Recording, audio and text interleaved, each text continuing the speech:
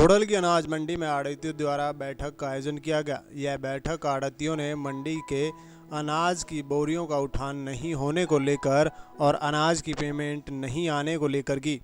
बैठक कर आड़तियों ने एजेंसी के खिलाफ अपना रोष प्रकट किया। मंडी के प्रधान रोहतास, मित्तल और पप्पा और आड़तियों ने बताया कि हैफेड एजेंसी द्वारा मंडी से बोरियां उठान नहीं की जा रही हैं और रोज़ाना मौसम खराब हो रहा है।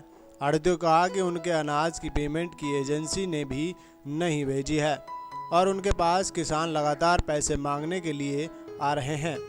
वह कहां से पैसे दें जब एजेंसी ने ही पैसे नहीं भेजे हैं।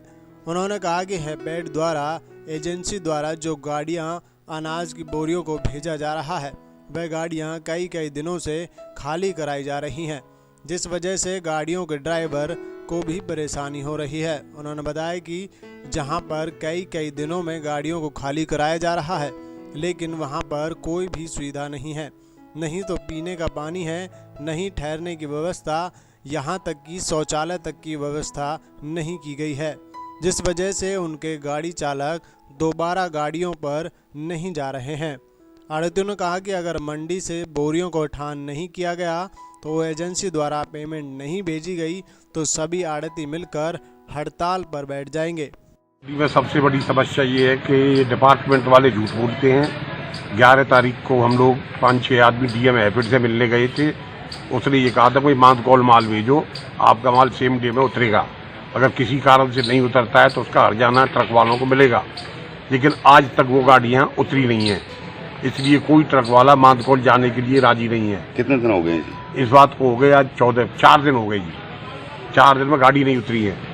मौसम खराब है, रोजाना बारिश हो रही है, माल खराब हो रहा है सरकार का, और ना ही जिम्मेदार को पेमेंट मिल रही है। पेमेंट के लिए जिम्मेदार इतना तड़फ रहा है इस टाइम कि हो सकता है कोई एजिटेशन जिम्मेदार ना कर बैठे। इसलिए सरकार से मांग यही है कि भाई हमारा माल जल्दी से जल्दी उठवाया जाए और पेमेंट की व्यवस्था जल्दी की जाए।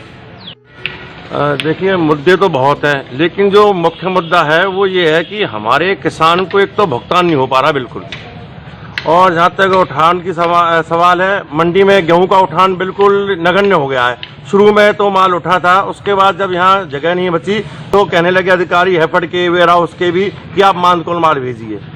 अब वहाँ माल पहुँच नहीं पा रहा। एक दूसरा भुगतान हमारे 22 तारीख को परचेज 20 तारीख से स्टार्ट हो गई थी।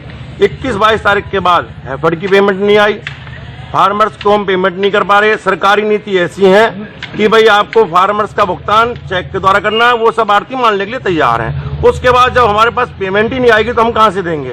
फार्मर्स आता है, उसको कटाई के लिए पैसे देने, उसको ढुलाई के लिए पैसे देने, उसको अपना पट्टे पे जो आगामी फसल की तैयारी करनी है, बुवाई की भी तैयारी करनी है, उसके लिए पैसे देने।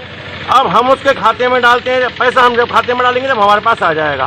कोई भी अधिकारी, चाहे वो उपमंडल स्तर पर हो, चाहे वो जिला स्तर पर हो, कोई भी अधिकारी आज तक मंडी में आने के बाद खरीद स्टार्ट करने के बाद, शुरू होने के बाद कोई भी मंडी में आकर नहीं देखा कि किसान की क्या समस्या है।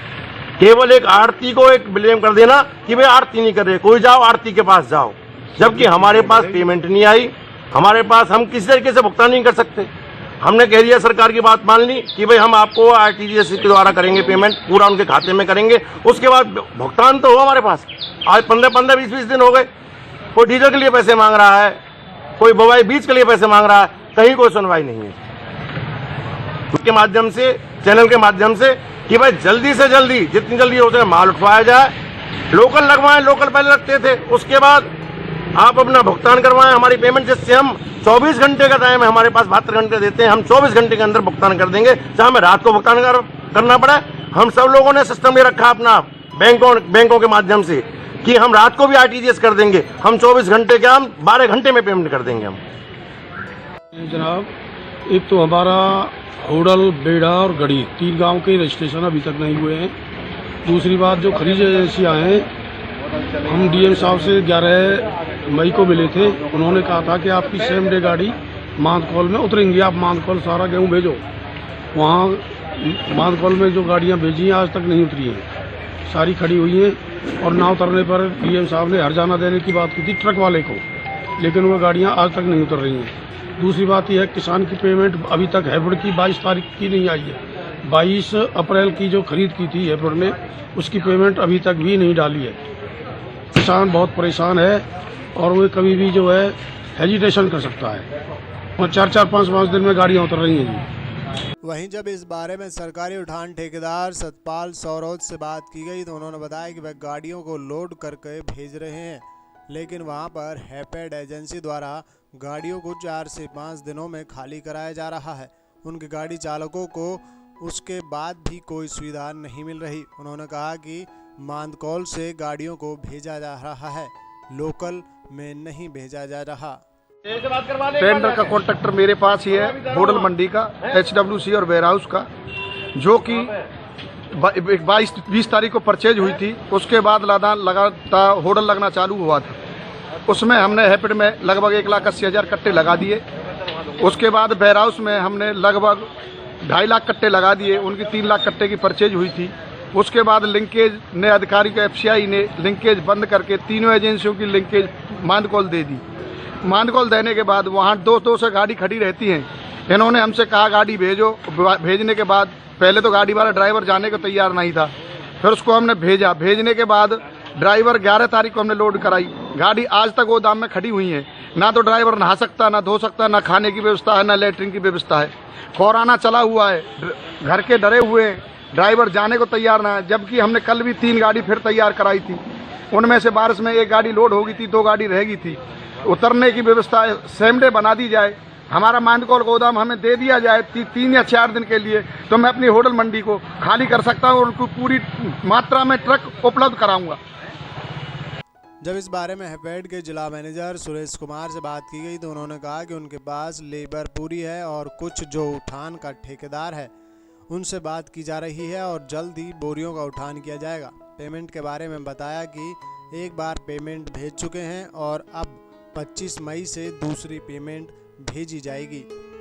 होडल मंडी में अभी तक हमने जो खरीद की है वो 16,439 MT की है, जिसमें से 9650 MT की हमारी उठान हो चुका है। और उठान हमारा स्वाभाविक है, यहाँ पे पहले अच्छा था, बाद में ढीला हो गया।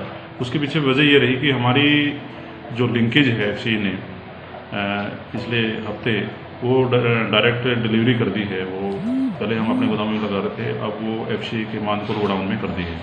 तो हमारा जो ठेकेदार है सतपाल सिंह, वो उस काम में हमारा सहयोग नहीं कर पा रहा था और मतलब वो ऐसे प्रपंच रच के हमारे को प्रशासन को या सिस्टम को गुमराह करके वो चाह रहा था कि भी स्टॉक यहीं पे लगे। लेकिन अगर हम यहाँ पे स्टॉक लगा नहीं सकते, FCI की जो डायरेक्शन है सेंट्रल पूल का स्टॉक हमने देना है, तो उनके मुताबिक हमने स्टॉक देना है मानकौल में। तो आज जो है उसका हमने समाधान कर दिया है। मैंने मंडी आड़तियों से यहाँ पे बात की। हमने मंडी आड़तियों को मोटिवेट किया कि भाई आप हमें अपने साधन में, अपने व्हीकल में हमारा वहाँ पे उतरान के लिए अपना माल लेके जाओ, हम आपका माल वहाँ पे लेंगे। और उतरान की जो समस्या है वो तो हमने उसका कर दिया समाधान। अदायगी की जहाँ तक हमारी बात है, अदायगी की हमने 25 तारीख तक हमने पेमेंट ऑलरेडी कर चुके हैं हम, और आज हम 30 तारीख तक की जो अदायगी है वो हम आज रिलीज़ कर देंगे शाम तक। टोटल हमने पलवल ज़िले की जो हमारी अदायगी है वो हमने 60 करोड़ रुपये के करीब हमने माल जो है उठान कर लिया है, और उसमें से हमने 40 करोड़ रुपये का आज तक हम उसको रिलीज़ कर देंगे। 20 करोड़ जो है वो हम अगले 2 दिन के अंदर अंदर रिलीज़ कर देंगे। सर अभी जो खरीद है, क्या अभी खरीद चलेगी? हाँ, खरीद चलेगी। कब तक सर इसका कोई टाइम रखा हुआ है? हमारे जो पॉलिसी के मुताबिक है वो 30 जून तक है।